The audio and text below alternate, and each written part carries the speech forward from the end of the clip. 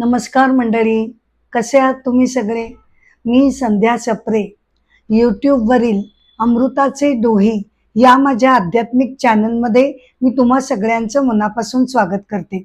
आजच्या माझ्या एपिसोडचा विषय आहे मांडुक्य उपनिषद.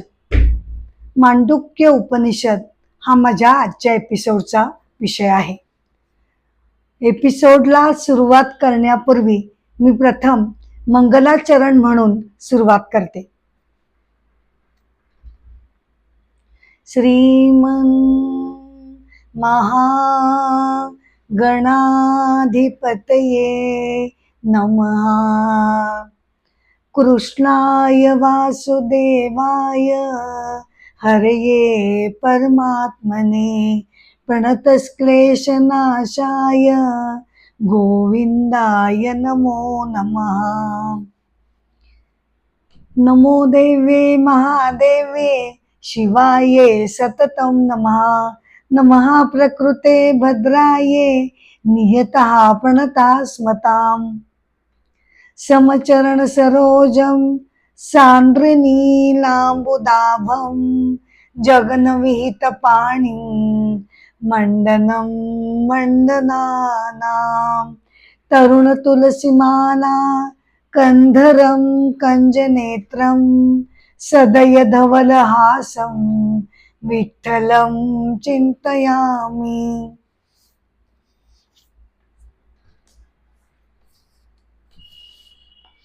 मांडुक्य उपनिषद मंत्र 6 आपण सुरुवात करणार आहोत. मंत्र 6 हा सर्वेश्वर आहे, हा सर्वज्ञ आहे, हा अंतर्यामी असून तो सर्वांचा स्त्रोत आहे. हे ईश्वर तत्व असं आहे बर का. हे ईश्वर तत्व असं आहे की ज्यापासून सृष्टी निर्माण होते, विकसित होते आणि त्यामध्येच विलय पावते. मंत्र 5व्यामध्ये आपण व्यक्तीची डीप स्लीप किंवा सुषुप्ती ही अवस्था आपण नीट व्यवस्थित बघितली. ती होती व्यक्तीची अवस्था. त्यामध्ये काय घडतं? सुषुप्तीमध्ये मनुष्याचं शरीर, मन, बुद्धी, इंद्रिय हे सर्व निद्रिस्त असतात आणि केवळ आतील जे आत्मतत्व किंवा ऊर्जा तत्व आहे ते साक्षी भावाने तेव्हा शिल्लक असतं. आता या ज्या 3 अवस्था मांडुक्यमध्ये आपण बघितल्या, पहिली आहे जागृतावस्था आणि त्यातील विश्व, मग त्यानंतर स्वप्नावस्था येते, मग त्यातील स्वप्नामधील जग, आणि तिसरी जी आहे ती आहे सुषुप्ती, म्हणजे गाढ निद्रा घेणारा आणि गाढ निद्रेतील जग. खरं म्हटलं तर गाढ निद्रेमधील जग असं काही नसतं. उलट काहीही तिथे गोष्टी नसतात, ऑब्जेक्ट नसतात, म्हणजे अनुभव नसलेलं असं ते अनुभवाशिवायचा अनुभव असं त्या जगाचं आपल्याला वर्णन करता येतं. पण या ज्या 3 अवस्था आहेत त्या कुणाच्या आहेत? त्या शरीर आणि मनाच्या आहेत. शरीर तर जेव्हा उत्साही असतं, त्याला पूर्ण विश्रांती मिळते, तेव्हा तो जागृत होऊन सगळी कामं करायला लागतो. जेव्हा तो दमतो तेव्हा तो झोपायच्या तयारीला लागतो. मग हळूहळू स्वप्नावस्था येते, त्यामध्ये मनाचं राज्य त्याच्यावर येतं. आणि मग सुषुप्तीमध्ये गेल्यानंतर मन, बुद्धी, अंतःकरण हे सगळं जे सूक्ष्म शरीरातले जे घटक आहेत ते पण निद्रिस्त होतात, इंद्रिय कार्यक्षम राहत नाहीत काही वेळापुरती. शरीर, मन, बुद्धी हे काही काळापुरती का होईना पूर्णपणे निद्रिस्त झालेले असतात. म्हणजे ही अवस्था शरीर आणि मनाची आहे. ती अवस्था आत्मतत्वाची होत नाही. वेकिंग मध्ये आपलं जे आत्मतत्व आहे ते कुणाबरोबर जोडलं गेलेलं असतं? तर ते आपल्या स्थूल शरीराबरोबर ते जोडलं गेलेलं असतं. त्याच्या संयोगातून, त्याच्या माध्यमातून मनुष्य जागृतावस्थेमध्ये सगळी कर्म करत असतो. मग ड्रीम स्टेट मध्ये आल्यानंतर, स्वप्नावस्थामध्ये आल्यानंतर ते आत्मतत्व आता कुणाशी जोडलं गेलेलं आहे, तर ते आता आतल्या सूक्ष्म शरीराबरोबर ते जोडलं जातं. आतल्या सूक्ष्म शरीरामध्ये मन, बुद्धी, चित्त, अहंकार सूक्ष्म रूपात आहेत.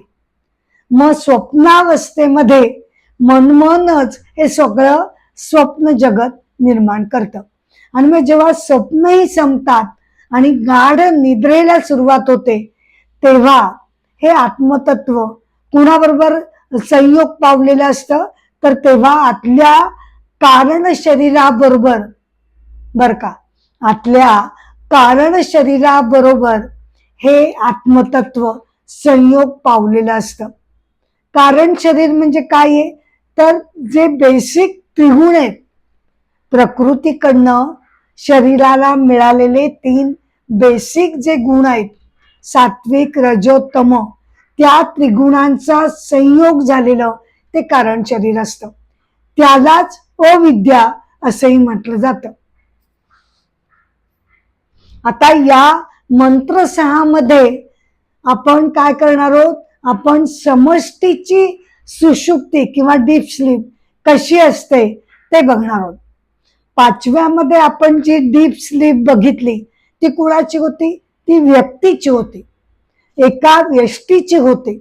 आपण प्रत्येक वेळे तुलना करत आहोत. जागृतावस्थेतला जो व्यक्ती आहे त्याला काय म्हटलं जातं, त्याला विश्व म्हटलं जातं. पण त्याच्याच बरोबरीने विराट कॉस्मिक पुरुषाला काय म्हटलं जातं, विराट. इकडे व्यक्ती आहे विश्व, कॉस्मिक आहे विराट. मग स्वप्नावस्थेमध्ये गेल्यानंतर व्यक्तीला आपण तेजस म्हणतो आणि जो कॉस्मिक आहे त्याला आपण हिरण्यगर्भ असं म्हणतो. मग आता सुषुप्तीमध्ये व्यक्तीसाठी त्या इगोला आपण प्राज्ञ म्हणतो आणि कॉस्मिक साठी आता त्याला आपण ईश्वर असं नाव दिलेलं आहे. ईश्वराची सुषुप्ती किंवा ईश्वराची डीप स्लीप. पण असं तर आपल्याला म्हणता येणार नाही. आपण ईश्वराची डीप स्लीप असं त्याला म्हणत नाही. आपण त्याला काय म्हणतो की ईश्वराची ही कॉजल स्टेट ऑफ अवस्था आहे.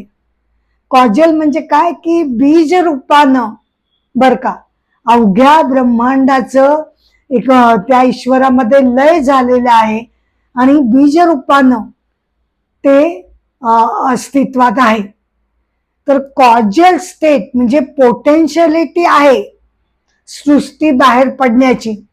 जसं डीप स्लीप मध्ये जरी इंद्रिय, शरीर, मन, बुद्धी हे सगळे निद्रिस्त होतात, पण ते तात्पुरते असतात. बीज रूपानं सगळ्याच्या सगळं संस्कार म्हणा, नंतर आपण काय काय केले ते कर्म, कर्म परिणाम, हे बीज रूपाने, संस्कार रूपानं, पोटेन्शियलिटी रूपानं ते अस्तित्वात असतातच.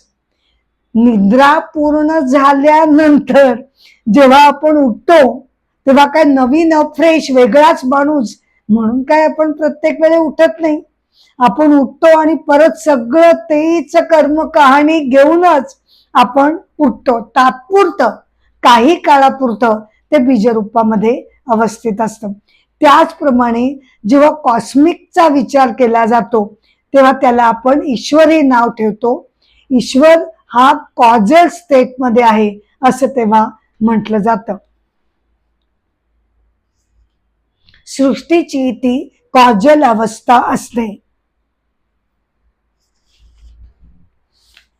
ज्याप्रमाणे डीप स्लीप ही व्यक्तीसाठी कशी असते, डोरवे असते. कशासाठी, तर हळूहळू आपण एकदा झोपलो की काय झोपूनच नाही राहत, हळूहळू मग परत एकदा थोडीशी स्वप्न पडू लागतात किंवा डायरेक्ट मनुष्य जागाही होऊ शकतो. म्हणजे जी डीप स्लीप आहे ती त्या स्वप्नासाठी आणि जागृतावस्थेमध्ये परत आता मागे येण्यासाठी त्याचं ते डोअरवे समजलं जातं. त्याचप्रमाणे ईश्वरासाठी जे आपण बीजरूप बांधलेलं आहे त्यातनंच सृष्टीचा प्रारंभ, मग त्याचं विकसन आणि त्याचा लय, अशा प्रकारे ही मांडणी केली जाते. तेव्हा मंत्र 6 जो आहे तो ईश्वराला, सगुण ईश्वराला संबोधला गेलेला आहे आणि त्याची डीप स्लीप किंवा त्याची कॉझल स्टेट आपण ह्यामध्ये बघितलेली आहे. तो डीप स्लीप मध्ये जातो असं आपण म्हणत नाही.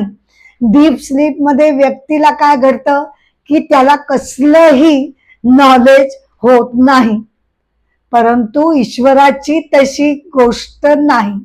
तो सर्वज्ञानी आहे, तो सर्वेश्वर आहे, तो सर्वज्ञ आहे, तो अंतर्यामी आहे. प्रत्येकाच्या शरीरामध्ये तो वसलेला आहे. हा ईश्वर कसा आहे? हा सगुण ईश्वर आहे. म्हणजे काय तर सगळ्यात वरच्या श्रेष्ठ सत्यतेच्या पायरीवर, ज्याला पारमार्थिक सत्यता असं म्हटलं जातं, त्या पायरीवर कोण आहे? निर्गुण परमेश्वर उभा आहे. निर्गुण, निराकार. मग त्याच्यानंतर खालच्या पायरीवर येते व्यावहारिक सत्यता, आपली दुसरी पायरी. त्या पायरीवर आता कोण कोण होत? मी आहे म्हणजे व्यक्ती आहे, जगत म्हणजे हे सगळं ब्रह्मांड आहे, आणि तिसरं या पायरीवर कोण आहे? तिसरा सगुण ईश्वर आहे. वरच्या पायरीवर जो आहे तो निर्गुण ईश्वर आहे. तो निर्गुण ईश्वर जेव्हा मायेबरोबर संयोग पावतो तेव्हा त्याला सगुण ईश्वर असं म्हटलं जातं. तोच हा सगुण ईश्वर आता व्यावहारिक सत्यतेच्या पायरीवर आपण 3 जण, जीव, जगत आणि जगदीश, असे आपण 3 जण आपण उभे आहोत.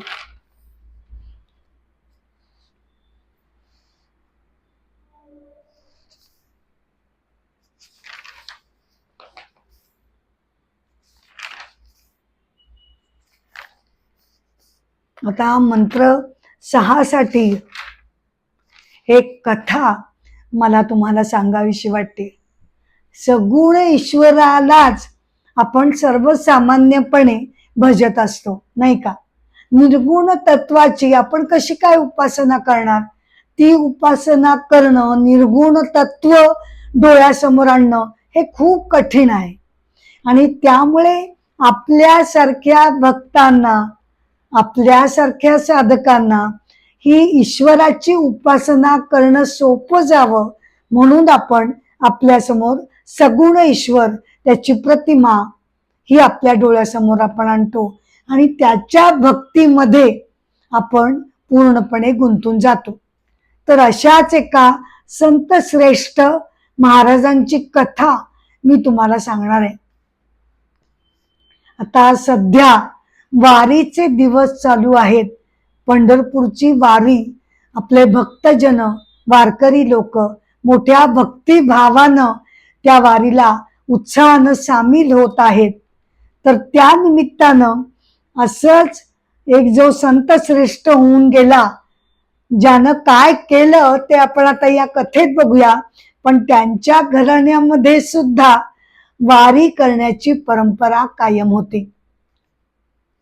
संत श्रेष्ठ भानुदास महाराज, जन्म 1448, पैठणमध्ये त्यांचा जन्म झाला. विठ्ठल भक्त होते. विठ्ठल भक्ती ही त्यांच्या घराण्यामध्येच होती. ते एकनाथ महाराजांचे पणजोबा होते. त्यांनी बालपणीच सूर्य नारायणाची उपासना करून त्यांचे आशीर्वाद त्यांना लाभलेले होते. संसार चालवण्यासाठी त्यांनी कापडाचा व्यवसाय सुरू केला खरा, परंतु ते केवळ संसारापुरतं त्यांचं मर्यादित होतं. त्यांची खरी ओढ ही विठ्ठलाकडे लागलेली होती. ते सदैव जेव्हा जेव्हा वेळ मिळेल तेव्हा तेव्हा कीर्तन आणि प्रवचनातून लोकांचं प्रबोधन करत असत. एकदा झालं काय बर का, की पंढरपूरला विजयनगर साम्राज्याचा राजा कृष्णदेवराय हा सुद्धा विठ्ठलाचा परमभक्त.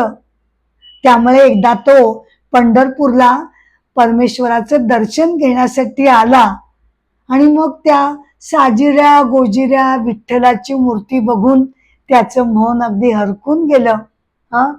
आणि त्याच्या मनामध्ये विचार आला की मी सुद्धा परमेश्वराचा एवढा परमभक्त आहे, तर यानं पंढरपूरलाच का म्हणून राहायचं? ते काही नाही, त्यानं माझ्या हट्टासाठी आता माझ्या राज्यामध्ये येऊन आलं, स्थापन झालं पाहिजे. त्यानं आपला विचार भगवंतांना बोलून दाखवला. आता बिचारे विठ्ठलदेव काय करतात काय, त्यांचा तो लाडका भक्त होता, नाही पण म्हणता येत नव्हतं. ते म्हणाले ठीक आहे. खरं म्हणजे त्यांना अगदी जीवावर आलेलं होतं पंढरपूर सोडून जाणं, म्हणून मग त्यांनी एक चतुराईनं एक अट घालून बघितली बर का.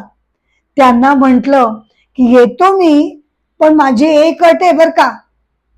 हो हो, काय काय अट आहे? राजाने अगदी नम्रपणे विचारलं.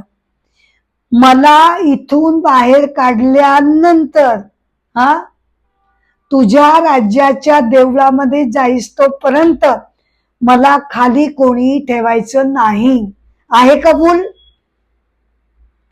आता करतो काय राजा, हो बोलून बसलेला, पण त्यानं पण ठरवलंच होतं की आपण न्यायचं म्हणजे न्यायचंच. मग काय, त्यानं सैनिक आणि आपले नागरिक यांना बोलवलं आणि दुतर्फा रस्त्यावर असे अंतर ठेवून ठेवून लोक उभे राहिले आणि एका हातातून दुसऱ्या हातात अशा प्रकारे आपल्या विठ्ठल देवाची मूर्ती मोठ्या भक्तिभावानं लोकांनी सांभाळत एकमेकांकडे देत हळूहळू विठ्ठल देव विजयनगर साम्राज्यामध्ये येऊन दाखल झाले.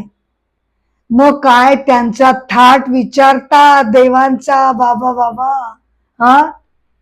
कृष्णदेव रायांनी जरा म्हणून कमतरता ठेवली नव्हती. देऊळ तर अगदी उत्कृष्टपणे बांधलं होतच, त्याचबरोबर रत्न, हिरे, माणके अशा वेगवेगळ्या सोन्या चांदीच्या अलंकारांनी विठ्ठल देवांना त्यांनी छानस सजवलं. थाटमाट होता, प्रश्नच नाही.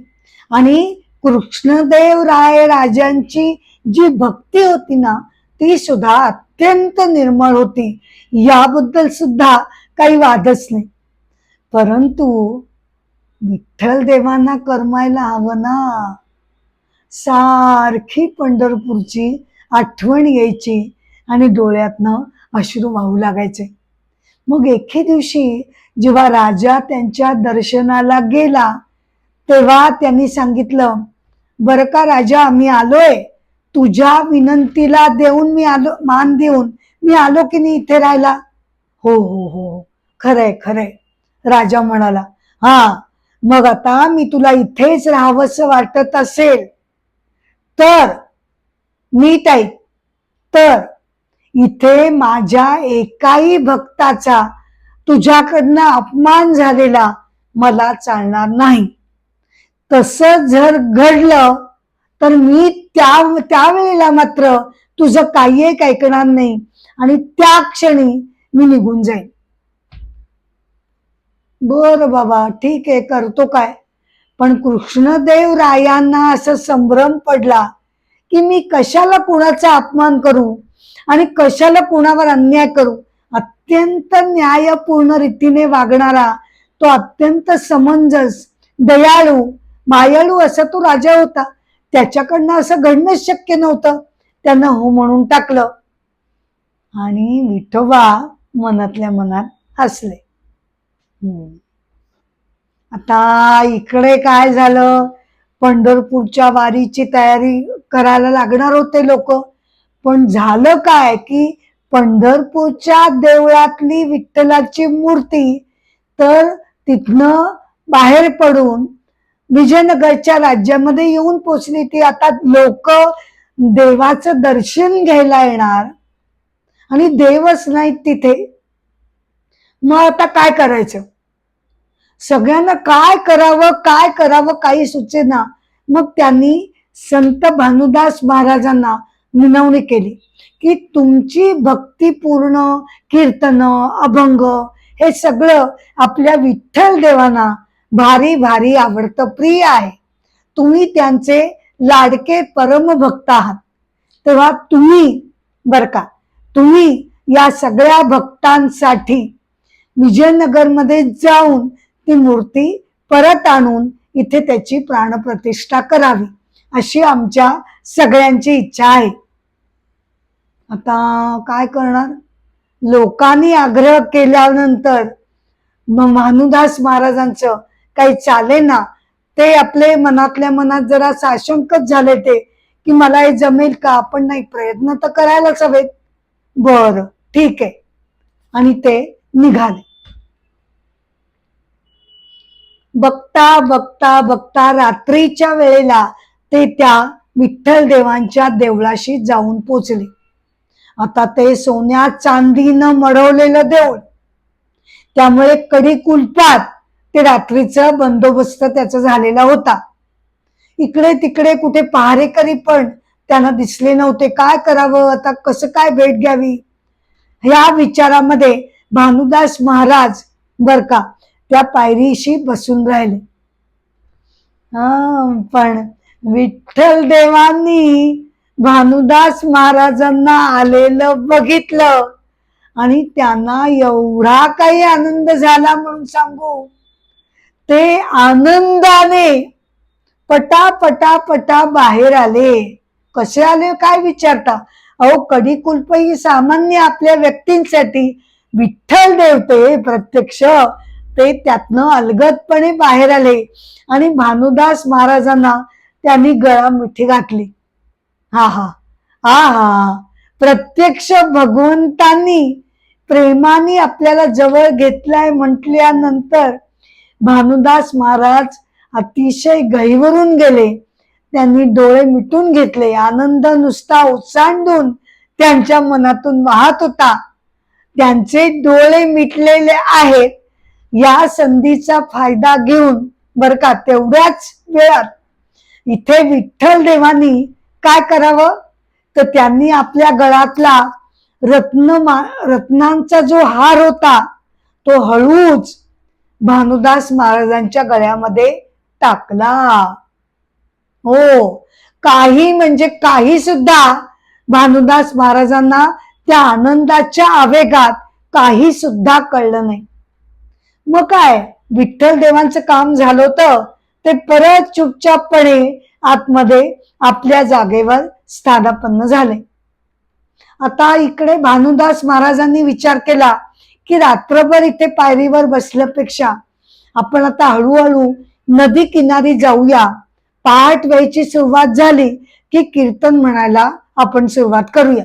तसं त्यांनी केलं आणि पहाटेच्या त्याच वेळेला कृष्णदेवराय राजा सुद्धा पहाटेची पूजा करण्यासाठी म्हणून देवळामध्ये आला. त्याला बघताच पहारेकऱ्यांनी लगेच कुलूप वगैरे उघडलं. राजा आतमध्ये गेला, पण बघतो तर काय, एवढा मोठाच्या मोठा ठळकपणे दिसणारा रत्नहार काही त्यांच्या गळ्यात देवाच्या दिसला नाही. राजा एकदम आश्चर्यचकित झाला की देऊळ तर कुलपाने बंद केलेलं होतं, मग आलं कोण आणि कोण असं देवांचा हार चोरेल. त्यानं पहारेकरांना सांगितलं, जा निघा, ताबडतोब जरा इकडे तिकडे शोध घ्या, कोण आलं तर का, कोण गेलं तर का. ते पहारेकरी नदीच्या किनाऱ्यावर गेले. बघतात तर भानुदास महाराज विठ्ठल प्रेमामध्ये गुंग होऊन त्यांचं कीर्तन चालू होतं. त्यांना भानच नव्हतं. पण अहो, पहारेकरी जेव्हा त्यांच्या समोर आले तेव्हा त्यांना त्या भानुदासांच्या गळ्यातला तो मोठाच्या मोठा रत्नहार दिसला ना. त्यांना कळलं ह्यानीच तो चोरलेला दिसतोय. ते ताबडतोब त्यांना घेऊन राजासमोर आले. राजांनी त्यांचं काही म्हणणंच ऐकून घेतलं नाही. भानुदास महाराज म्हणाले, अहो मी खरंच चोरला नाही हार, छे छे, असं कसं होईल, मग तुझ्या गळ्यामध्ये तो हार आला कसा? पुढे काहीतरी ते सांगतायत, काही ते ऐकून न घेता राजाने चिडून पहारेकरांना सांगितलं, यांना सुळावर फाशी द्या. त्यांना घेऊन गेले, पण त्या सुळाचं पाणी पाणी झालं आणि परत त्यांना घेऊन ते परत आले. तेव्हा मग राजाला असं वाटलं की आपण पुरती काहीही चौकशी केली नाही.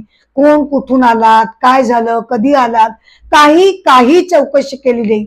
ते आपल्याला सांगण्याचा प्रयत्न करत होते, पण आपण ऐकूनच घेतलं नाही. आपल्याकडनं मोठा अन्याय झालेला दिसतोय. हा नक्कीच कोणीतरी विठ्ठल भक्त असायला हवा, त्याशिवाय का सुळाचं पाणी पाणी झालं. त्यांना त्यांची चूक उमगली आणि ते देवळात गेले, विठ्ठलाची क्षमा मागितली. विठ्ठल देव तर याच क्षणाची वाट बघत होते. हो, बरोबर आहे राजा, कळलं मला सगळं, पण हे तू चुकीचं केलंस. मी तुला काय बोललो तो, माझ्या एकाही भक्तावर अन्याय किंवा त्याचा अपमान होता कामा नये, बोललो तो की नाही? हो, बोललो तो, पण माझ्याकडनं ही चूक झाली. राजाने मान खाली घातली आणि कबुली दिली.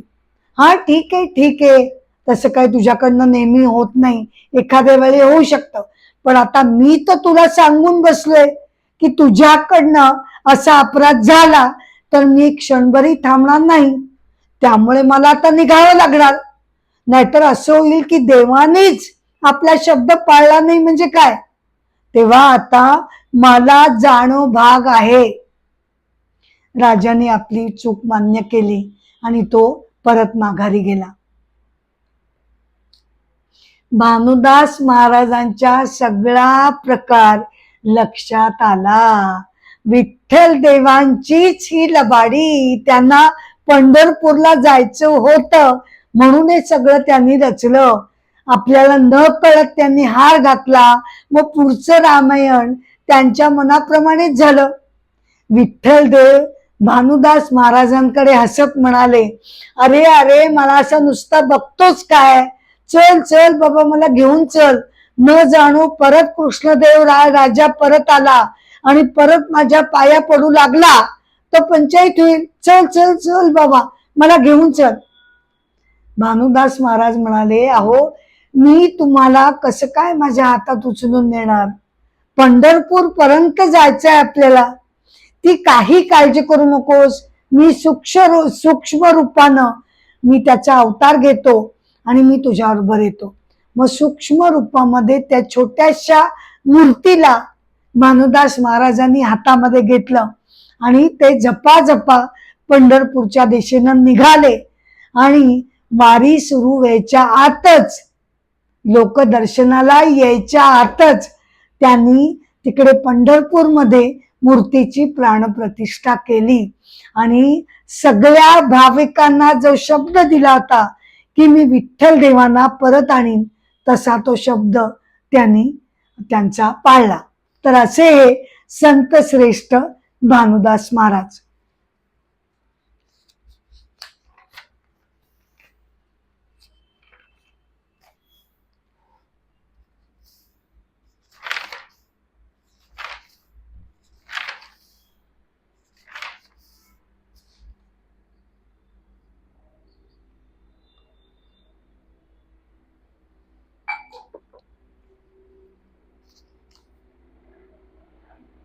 आता आपण मांडुक्यच्या मंत्र 7व्याकडे आपण वळणार आहोत.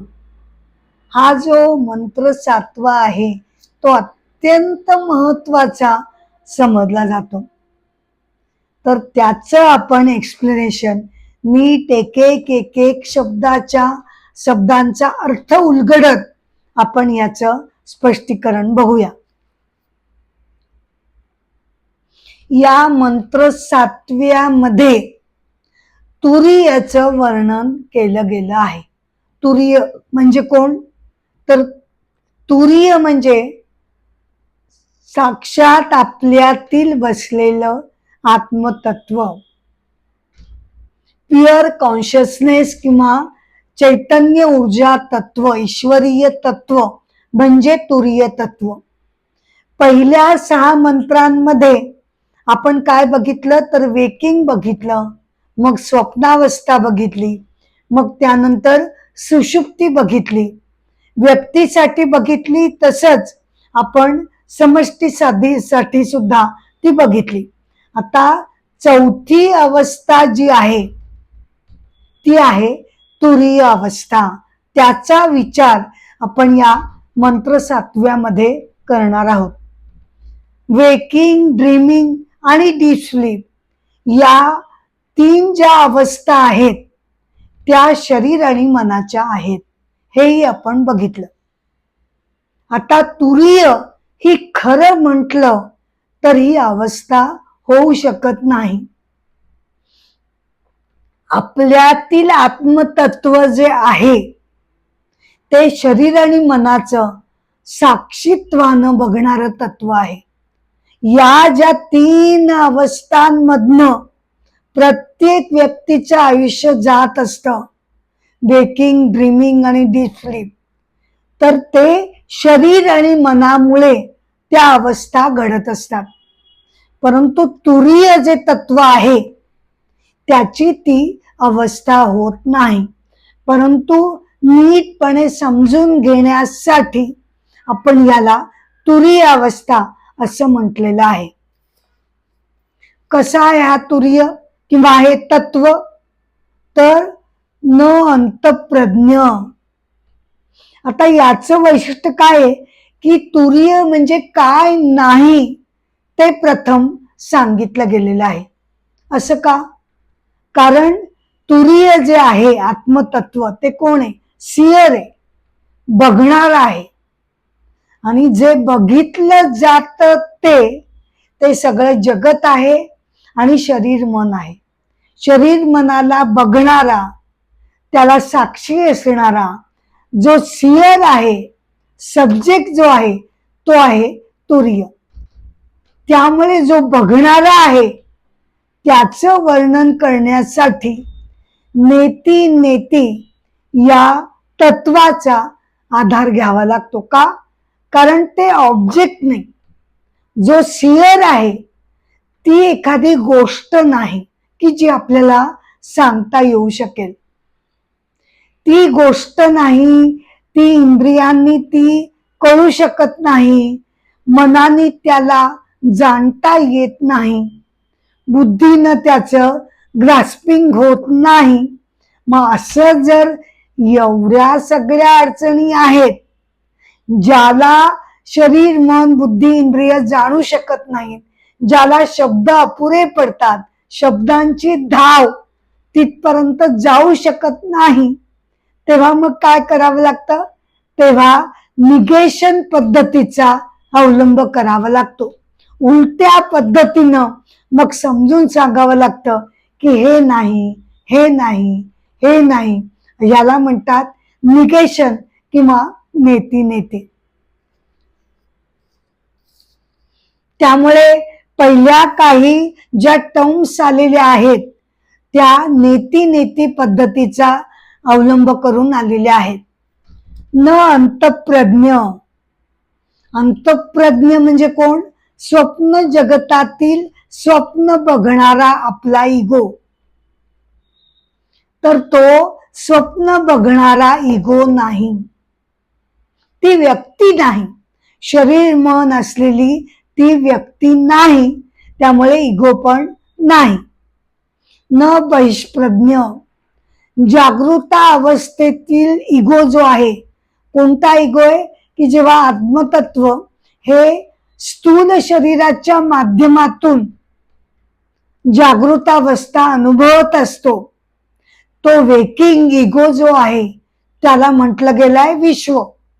तर तो बहिष्प्रज्ञ किंवा वेकिंग इगो किंवा विश्व पण तो नाही. कशा प्रकारे नाही? एक प्रकारे म्हटलं तर तो आहे, कारण तो आतमध्ये आहे म्हणूनच जागृतावस्था आपण अनुभवू शकतो. तो आतमध्ये आहे म्हणूनच स्वप्नावस्था आपण अनुभवू शकतो. तो आहे म्हणून हे सगळं घडतंय. पण प्रत्यक्ष त्याचं पार्टिसिपेशन ॲज सच त्याच्यामध्ये नाही. तो आधारभूत फंडामेंटल रियालिटी या 3 अवस्थांची तो आहे. पाठीमागची जी बेसिक फंडामेंटल रियालिटी लागते, फंडामेंटल लाईट जो लागतो की ज्याच्या आधारामुळे हे सगळं घडत असतं, तो आहे. न उभयता प्रज्ञम म्हणजे एखादा म्हणेल अच्छा म्हणजे स्वप्नामधला तो नाही, जागृतामधला नाही, पण या 2 मध्ये सुद्धा कधी कधी काहीतरी अंधुक अवस्था असते ना आपली, दर जागे नाही, दर स्वप्न येत नाहीत, तर त्यामधला मग तो इगो आहे का? तर तसाही तो नाही. न प्रज्ञान घन, आता जागृतावस्थेतला नाही, मग स्वप्नावस्थेतला पण तो इगो नाही, मग आता सुषुप्ती मधला ज्याला प्राज्ञ म्हटलं जातं तो तरी तो आहे का? नाही, तोही तो नाही. न प्रज्ञम म्हणजे केवळ एक साधा आपला सिंपल कॉन्शियसनेस हा शब्द त्याच्यासाठी अपूर्ण ठरतो. न अप्रज्ञम म्हणजे तो जडपण नाही. आपलं शरीर हे जरी दिसत असलं कार्यक्षम, हालचाल करताय, सगळी कार्य करताय, मग आपण काय म्हणू हे सेंटिएंट आहे, पण प्रत्यक्षात प्रकृतीपासून बनलेलं आपलं शरीर हे जड आहे. त्याच्यामध्ये जिवंतपणा, चैतन्य हे सगळं कशामुळे येतं? आतल्या ईश्वरीय तत्वामुळे त्याला ते चैतन्य मिळतं. नाहीतर ॲज सच शरीर, मन, बुद्धी, प्रकृतीचे सगळे घटक हे जड आहेत.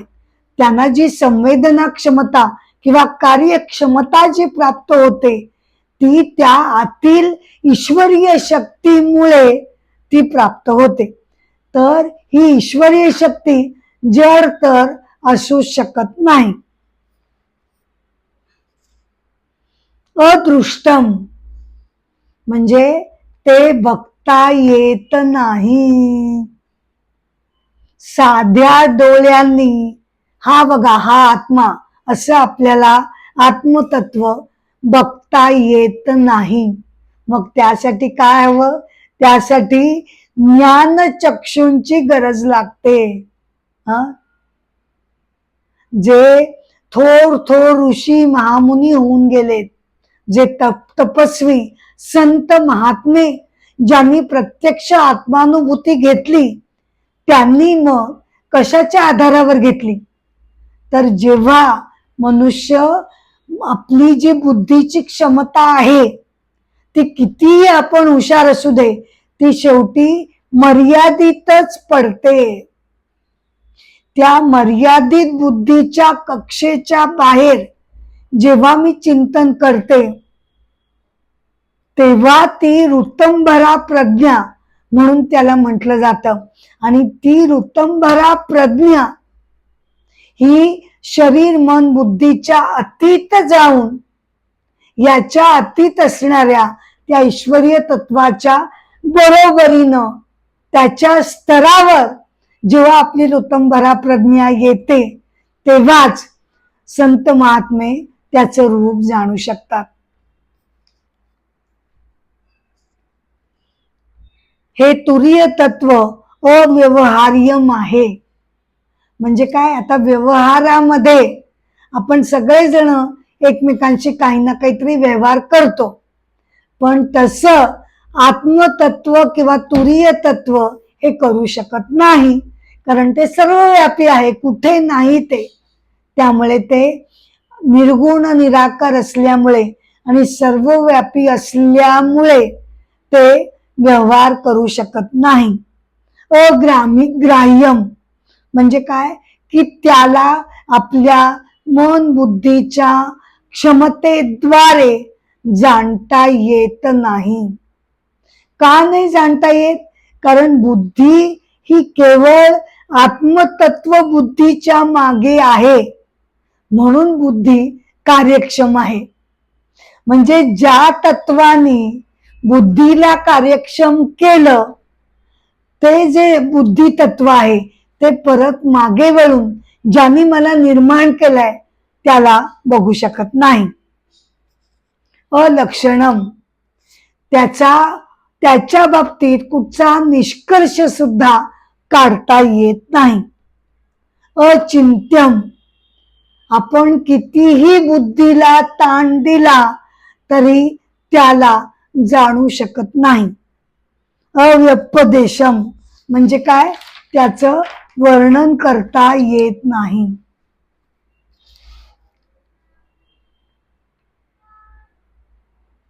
हे तुरीय तत्व साक्षात एकात्म प्रत्यय सारम आहे.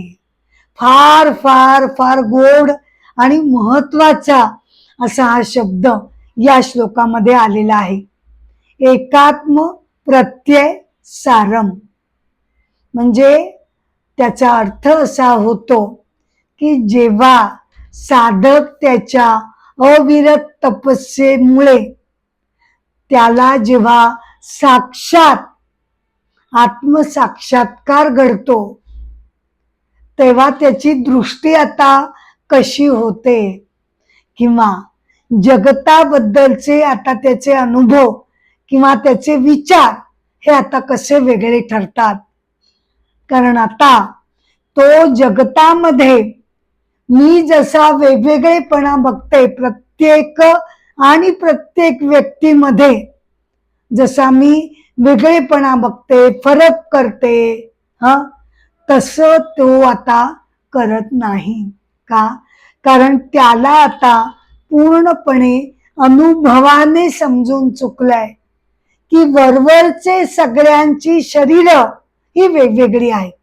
तो फरक आहेच, तो नाकारता येत नाही. ते फरक कायम राहणार. प्रत्येक जण शरीर, मन, रंग, रूप, आकार या सगळ्यांनी प्रत्येक जण हा वेगवेगळा असणार. पण त्या वेगळेपणाखाली दडलेलं प्रत्येकातील जे ईश्वरीय तत्व आहे ते मात्र एकच एक आहे. आणि माझी नजर या वरवरच्या वेगळेपणाला खिळलेली असते, तर ज्याला आत्मसाक्षात्कार होतो त्याची नजर वरवरचा वेगळेपणा बघतच नाही. तो फक्त आतला समान धागा, ज्या धाग्याने अख्खं विश्व गुंफलं गेलेला आहे, तो धागा त्याला प्रकर्षाने दिसतो. आणि त्यामुळे त्याला प्रत्येक व्यक्ती ही साक्षात परमेश्वर स्वरूप भासायला लागते. याला म्हटलं जातं एकात्म प्रत्यय सारम. एकात्मतेचा प्रत्यय येणं हे त्याचं मुख्य लक्षण मानलं जातं. म्हणजे मग व्यावहारिक भेदभाव राहत नाहीत का? राहतात.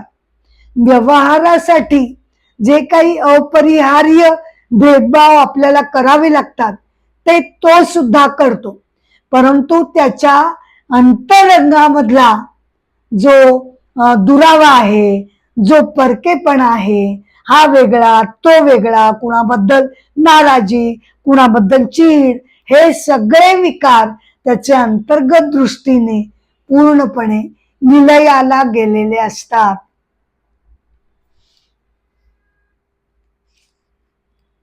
त्यानंतर येतं प्रपंच उपशम.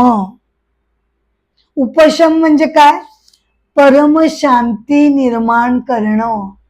एखाद्या गोष्टीची जी काही तीव्रता असेल ती कमी कमी करत आणून शांतता प्रस्थापित करणं. आता इथे प्रपंच उपशम म्हटलंय म्हणजे संसाराची सगळी जी दुःख आहेत, जे क्लेश आहेत, जे सगळे विकार आहेत, जे आपण सगळेच जण थोड्याफार फरकाने अनुभवत असतोच, तो जो त्रागा आहे, चिडचिड आहे, त्याचे जे प्रॉब्लेम्स आहेत, आपल्याला ज्या अडी अडचणी येतात, संकट येतात, डिप्रेशन येतं, अँझायटी येते, असे अनेक सुख दुःखांचे जे आवेग आहेत, आंदोलन आहेत, यांनी हा संसार भरून गेलेला आहे. तर एकदा का साधकाला आपल्या ईश्वरीय तत्वाची जाणीव किंवा प्रत्यक्ष अनुभूती आली, म्हणजेच काय काय म्हणता येईल आपल्याला, की जेव्हा साधक या वेकिंग, ड्रीमिंग आणि डीप स्लीप या आपल्या व्यक्तींच्या आयुष्याच्या 3 ज्या अवस्था आहेत, त्याच्या जेव्हा तो त्याच्या ऋतंभरा प्रज्ञेनं अतीत होतो. म्हणजे काय अतीत होणं, म्हणजे काय, की तो जणू आता साक्षात स्वतः ईश्वर स्वरूप झालेला आहे आणि ईश्वराच्या राजमहालामध्ये, त्याच्या प्रांगणामध्ये त्याचं जेव्हा पाऊल पडतं, तेव्हा त्या प्रांगणामध्ये एकदा पाऊल टाकलं की ती जादू घडते. मग संसार इकडे राहतो, संसारातले सगळे त्रागे, सगळे राग, क्रोध, विकार हे बाजूला पडतात आणि त्याच्या अतीत होऊन तो ईश्वरी प्रांगणामध्ये जेव्हा प्रवेश करतो, तेव्हा प्रपंचाचा उपशम होतो, अंतर्बाह्य तो शांत होतो. भगवद्गीतेनं ज्याला स्थितप्रज्ञता या नावानं गौरवलेलं आहे, ती ही स्थितप्रज्ञता. म्हणजे याचा अर्थ असा आहे का, की कोणी अपमान केला तर त्याला कळत नाही, राग येत नाही, वाईट वाटत नाही, कोणी काही ओरडलं बोललं नाही, त्याला सगळं कळत असतं. या आपल्या साधू संतांना सगळं कळत असतंच की कोणी अपमान केला तर रागाचे, अपमानाचे शब्द काय त्यांना समजत नाहीत का? समजतात ना. पण आपण जे लगेच मनावर घेऊन आपलं आयुष्य या सगळ्या अशाच प्रसंगांनी जे बिघडवून टाकतो, अस्वस्थ करून टाकतो, पुन्हा पुन्हा पुन्हा पुन्हा पुन्हा ते रिक्रिएट करत राहतो, तसं ते करत नाही. त्याच्या अतीत जाण्याची कला त्यांना साध्य झालेली असते. त्यामुळे जरी तो अपमान कळला तरी कोणत्या गोष्टीला किती महत्व द्यायचं हे त्यांना समजलेलं असतं. व्यवहार म्हटला, संसार म्हटला की असं चालूच राहणार. ते आता उदासीन झालेले असतात. उदासीन म्हणजे काय, त्रयस्थपणे बघणं नाही. उदासीन म्हणजे आपला जो कॉमन स्तर आहे विचारांचा, विकारांचा, भावनांचा, त्या स्तराच्या वरती आता ते जाऊन बसलेले असतात आणि त्यामुळे त्यांना त्याचा त्रास होऊ शकत नाही. हा आहे प्रपंच उपशम. मग पुढे येतं शांतम. म्हणजे पहिल्यांदी तुम्ही बघितलं या श्लोकामध्ये पहिल्यांदी नेती नेती निगेशन पद्धतीनं ते काय नाही हे सांगितलं गेलं. मग आता ते काय आहे हे आता सांगितलं जात आहे. शांतम. आत्मतत्व हे कसं आहे? शांतम. का शांतम आहे ते? कारण आता साधकानं कोणतं अधिष्ठान प्राप्त केलेलं आहे? तर साक्षात ईश्वरी अधिष्ठान त्यानं प्राप्त केलेलं आहे.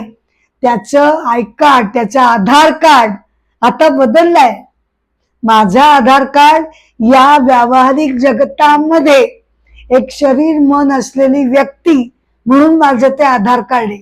त्याचंही आधार कार्ड व्यवहारामध्ये वागताना तेच आहे, पण आतनं त्याने जी आयडेंटिटी मिळवलेली आहे ते आय कार्ड मोठं विलक्षण आहे. कोणतं आहे ते? की तो आता ईश्वर स्थानावर त्यानं आपले पाय पक्के रोवून ठेवलेले आहेत. ईश्वरी प्रांगणामध्ये आता तो राहत आहे.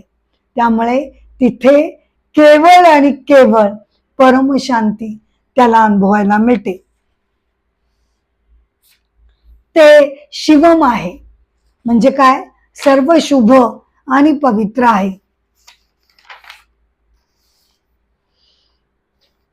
असं हे अद्वैत तत्व आहे. हा, अद्वैत तत्व आहे. अद्वैतम काय आहे? अद्वैत अगदी थोडक्यात आपण बघूया. आपली आपल्याबद्दलची समज काय आहे? तर मी म्हणजे, मला जर कोणी विचारलं तर मी सांगेन हे काय? मी म्हणजे शरीर आणि मन. तर वेदांत आपल्याला असं समजावून सांगतो की तुम्ही म्हणजे शरीर आणि मन नसून तुमचं खरं स्वरूप हे आत्मस्वरूप आहे. का असं ते म्हटलं जातं आणि ते कसं काय आपण मान्य करायचं? तर त्यासाठी अनेक पद्धतीनं हे सांगितलं जातं. दृग्दृश्य विवेक ही त्यातली एक पद्धत आहे. त्यामध्ये वेदांत आपल्याला म्हणतं की शरीर हे सारखं बदलत असतं. बरोबर? वेदांत जे आहे ते तत्वज्ञानासाठी कुठच्या तरी कल्पित कथा आपल्याला सांगत नाही. आपण ज्याच्याशी जोडले जाऊ, ज्याच्या बरोबर आपण व्हेरीफाय करू शकू, अशीच उदाहरणं वेदांतामध्ये दिली जातात. त्यामुळे तुम्ही म्हणजे शरीर आणि मन नसून तुमचं खरं स्वरूप हे आत्मस्वरूप आहे हे सिद्ध करण्यासाठी वेदांत असं सांगतं की तुमचं शरीर हे सतत बदलत असतं. बालपण, मग तरुणपण, मग वृद्धावस्था, अशा अनेक बदलांना शरीराला सामोरं जावं लागतं. पण हे सगळे बदल होत असताना सुद्धा मला मात्र असं वाटतं की ती मी एकच आहे. बालपणीचं माझं शरीर वेगळं होतं आणि आत्ताचं माझं शरीर वेगळं जरी असलं तरी मला काही असं वाटत नाही की ती कोणीतरी वेगळी होती आणि मी कोणीतरी वेगळी आहे. मी स्वतःला तिन्ही एकच समजते. मग एकाच वेळेला बदलणारं शरीर जे तुम्ही मानता की शरीर म्हणजे मी, तर एकाच वेळेला बदलणारं शरीर सुद्धा मी आणि न बदलणारी त्यातली मी सुद्धा हे कसं काय एकत्रपणे घडू शकेल? शिवाय शरीर हे पाहिलं जातं, बघितलं जातं. बरोबर? शरीरामधले बदल आपल्याला आपण अनुभवले जातात आणि बघणारा आणि बघितलं जातं ते, या दोन्ही गोष्टी या वेगवेगळ्या असतात. त्यामुळेच शरीराला आपण जे बघतो, निहाळतो, त्या अर्थी बघणारा हा शरीरापासून वेगळा असायला हवा. मनाच्या बाबतीत सुद्धा हेच घडतं. म्हणजे आतापर्यंत आपण काय सिद्ध करू शकलो की बघणारा आणि बघितलं जातं ते, या दोन गोष्टी वेगवेगळ्या झाल्या. पण मग हे अद्वैत कुठे? अद्वैताचा अर्थ काय? की अभिन्नता. जगामध्ये एकच ईश्वरीय सत्य तेवढं केवळ सत्य आहे. मग आता काय करायचं? तर त्याच्यानंतर दुसरी स्टेप म्हणजे, पहिल्यांदा आपण बघितलं शरीर वेगळं, शरीराला बघणारा वेगळा. आता याच्या पुढे जाऊन वेदांत आपल्याला असं सांगतं की प्रत्यक्षात शरीर आणि मन हे बघणाऱ्या किंवा ईश्वरीय आत्मतत्वापासून वेगळे नाही. तर ईश्वरीय आत्मतत्वाचं ते अपीअरन्स म्हणून सादर होतं. जसं एकच सोनं हे मूलद्रव्य कधी बांगड्या म्हणून सादर होतं, कधी गळ्यातला हार म्हणून ते सादर होतं. त्याचप्रमाणे आत्मतत्व हेच वेगवेगळ्या शरीर मनाची कौलं घेऊन वेगवेगळेपण सादर करतं. या दोन गोष्टी वेगवेगळ्या आहेत असं आपल्याला म्हणता येत नाही. का? कारण शरीर आणि मन जे आत्ता माझं अस्तित्वात आहे ते माझी सत्यता, माझं एक्झिस्टन्स हे माझं स्वतःच आहे का? नाही. ते मला उसनं मिळालेलं आहे. काही काळापुरतं मला माझं एक्झिस्टन्स मिळालेलं आहे. मी स्वयंभू नाही, ते माझं स्वतःच नाही. आणि त्यामुळे जर माझं ते स्वतःच नाही, मी जर ते बॉरो केलेलं आहे, तर मला दुसरी वेगळी स्वतंत्र वस्तू मानता येत नाही. आणि त्यामुळे जगतामध्ये जे जे काही हजारो लाखो व्यक्ती आपल्याला दिसतात त्या जरी वेगवेगळ्या असल्या तरी सगळ्यांनी त्यांचं मूलभूत एक्झिस्टन्स हे बॉरो केलेलं एक्झिस्टन्स असल्यामुळे ते स्वतंत्र स्वतःच अस्तित्व असलेली दुसरी गोष्ट असं त्याला मानता येत नाही. आणि म्हणून केवळ आणि केवळ जगाला, ब्रह्मांडाला, व्यक्तींना, सगळ्यांना मूलभूत आधार असलेलं जे मूलभूत अधिष्ठान स्वरूप जे आहे ते आत्मतत्व हे एकमेव केवळ सत्य आहे, एकमेव केवळ अद्वैत आहे. आणि हा जो पसारा आहे तो तात्पुरता, काही काळापुरता जरी खरा असला तरी त्याचं जे अस्तित्व आहे, एक्झिस्टन्स आहे, ते त्याचं स्वतःच नाही. आणि त्यामुळेच तुरीय हे अद्वैतम असं त्याला संबोधलं गेलेलं आहे. तर अशा प्रकारे मंत्र 7वा जो आहे तो या तुरीय तत्वाचं म्हणजेच प्रत्येकामध्ये असणाऱ्या आत्मतत्वाचं सगळ्या बाजूंनी विचार करून त्याची वैशिष्ट्य या मंत्रामध्ये सांगितलेली आहेत. इथे या एपिसोडमध्ये आपण मांडुक्य उपनिषदाचे मंत्र 6 आणि 7 असे 2 मंत्र आपण आता बघितले. इथेच मी या एपिसोडची सांगता करत आहे. अर्थात या एपिसोडची सांगता जरी मी करत असले तरी सुद्धा पुढच्या भागामध्ये उरलेले मंत्र आपण मांडुक्य उपनिषदाचे बघणार आहोतच. आणि त्यानंतर सुद्धा अनेक विषय घेऊन मी तुमच्या भेटीला येतच राहणार आहे. एपिसोडची सांगता करण्यापूर्वी मी तुम्हा सगळ्यांना नम्रपणे विनंती करते की कृपया अमृताचे डोही या YouTube वरील माझ्या चॅनलला कृपया तुम्ही लाईक करावं, शेअर करावं, सबस्क्राईब करावं, ही माझी नम्र विनंती आहे. नमस्कार.